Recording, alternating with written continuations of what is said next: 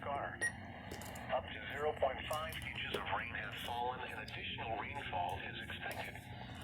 Flash flooding is ongoing or expected to begin shortly.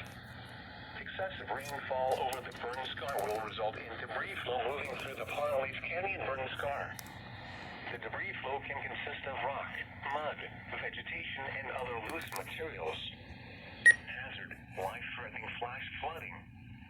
Thunderstorms producing flash flooding in and around the Parleaf Canyon Burn Scar. Source: radar.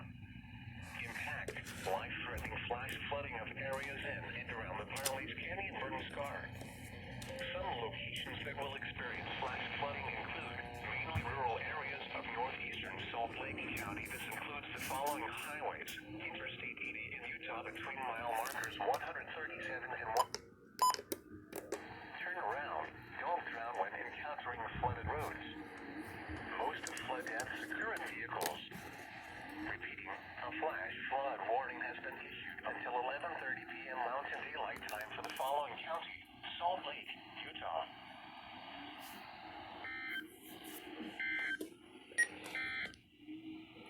The National Weather Service in Salt Lake City has issued